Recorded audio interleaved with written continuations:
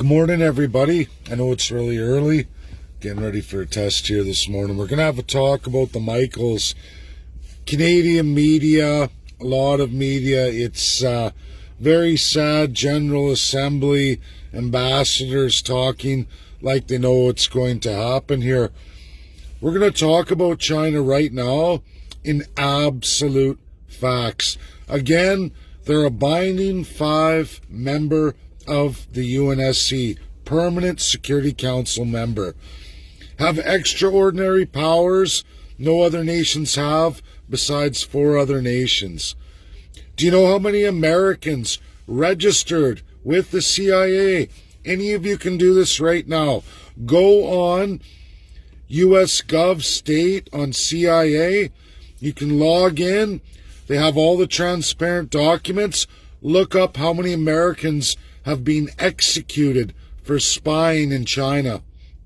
There's 18 put to death in China. That's Americans. For the same charges, one of the Michaels is under right now.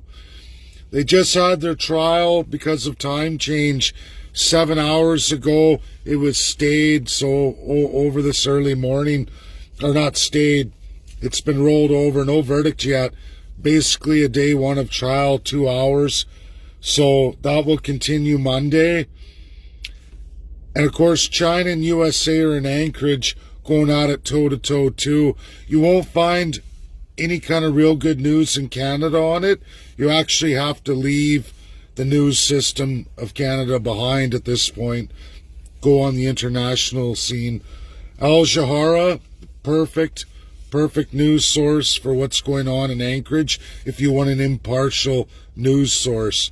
So the real question here is one of those Michaels going to be put to death? It's very likely.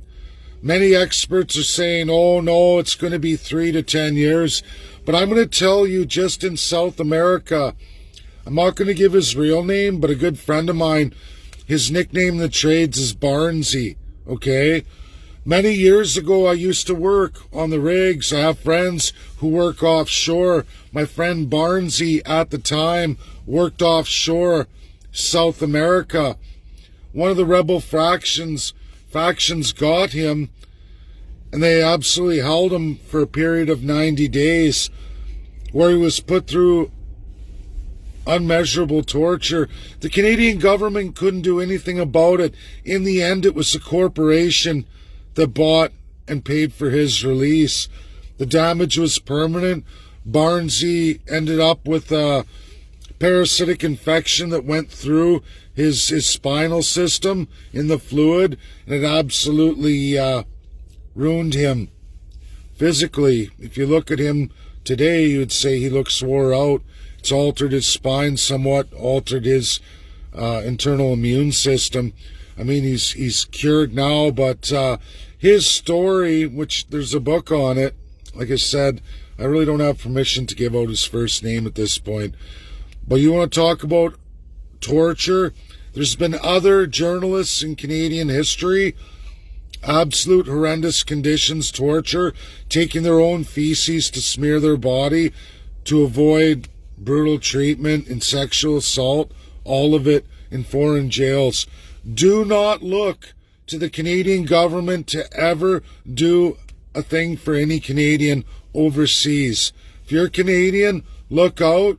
You're going to get put through the ringer, and literally, unless a massive wealthy organization comes forward or a world binding power that will bar the release, like I said, it's likely if that Meng isn't released from BC, one of them's going to be put to death. Likely. I can't say for sure, but I'll tell you, 18 Americans, it's on the CIA website. Go log in. Yeah, you got to give your name if that's what you want to do. Worked for me. I like to read. I like to research. I did it. And you can go in there and you'll find a whole list of all the Americans caught spying in China and put to death. All of them. They've done it lots of times. USA's not the only country. So if that happened to Americans, what do you suppose is going to happen to Canadians? Expert disbarred lawyers from China who got out, UK citizens, oh, it's probably only going to be 3 to 10 years. You go do 3 to 10 years in a Chinese jail. And I wouldn't believe that for a minute on the history of what's happened to Canadians overseas. I know one guy personally. Your government will tell you everything's rainbows and butterflies. One journalist many years ago, he sits there and he's talking like a robot in the video. And you know what? CBC, Global, all the news companies at the time, oh, he's doing well, everybody, don't worry. He's safe and sound. We watched a video. He's good. And he's talking like a robot, pale. And they had just hosed him down because he'd taken his own feces and smeared it all over his body so they had stopped subjecting him to horrific sexual assault. That's reality. There's books on this stuff, guys, by the people who went through it, Canadians who went through it. Awful, awful stuff. Barnesy, big guy, big, lot bigger than me, well over a natural, probably 240 pounds. He was $110, 110 pounds when he finally got released, and not by the Canadian government, but by the American corporation he was employed by. The president finally administered the money.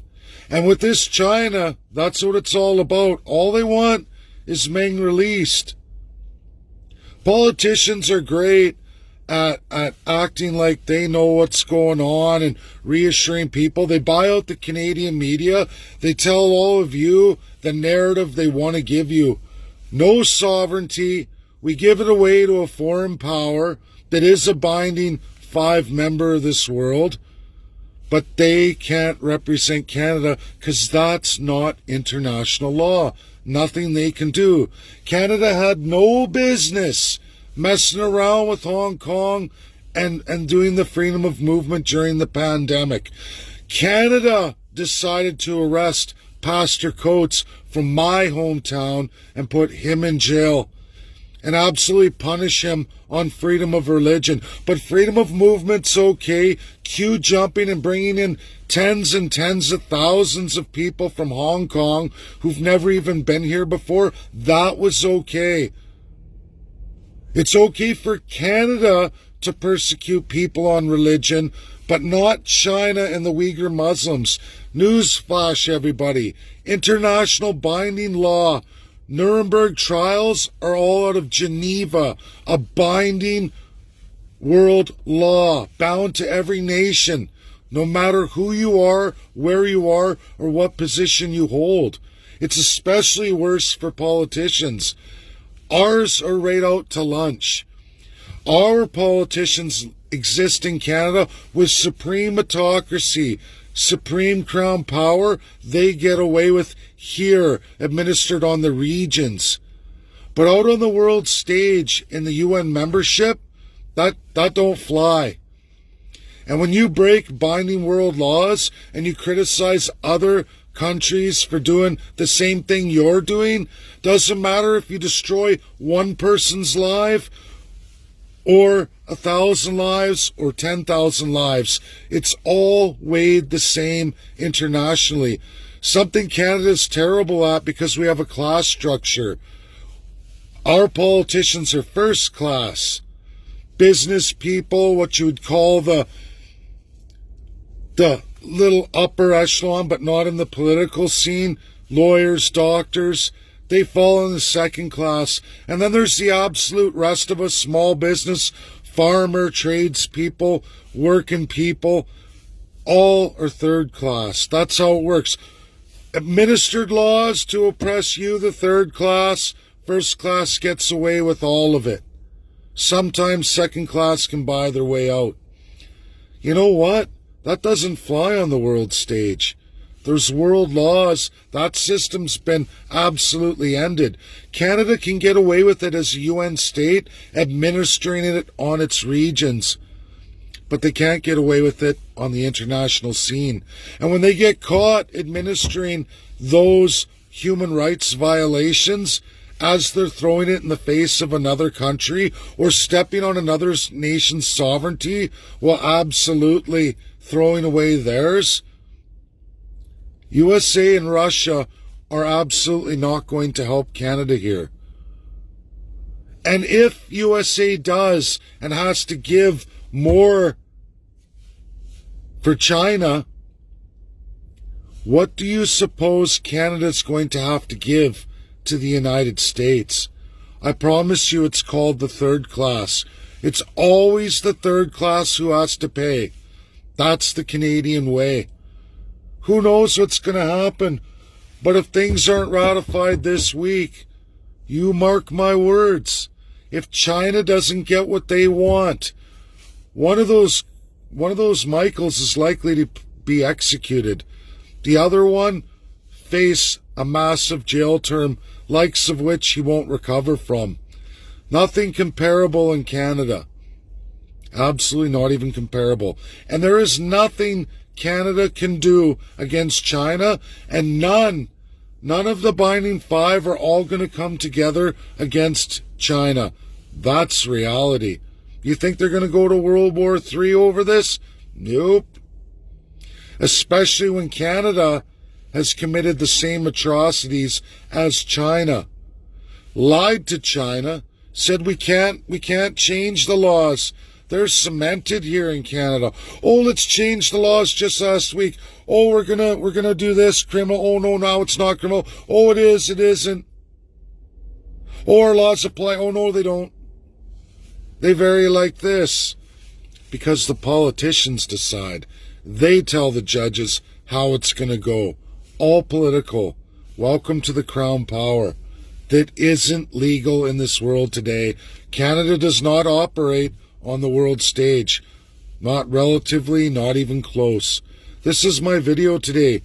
Get it shared out because it's 100% accurate, and we're all going to see this week unfold, and we'll see who's right and who's wrong. 3 years for both of them? Ha! I don't think so. Not with what's on the table right now. Justin Trudeau is the only one, and that's if he releases Meng. If he doesn't, you're going to see. And China can't be held to any account because they have that world power. And the other four are not going to give up their tremendous power in order to change it. Reality. Bye now.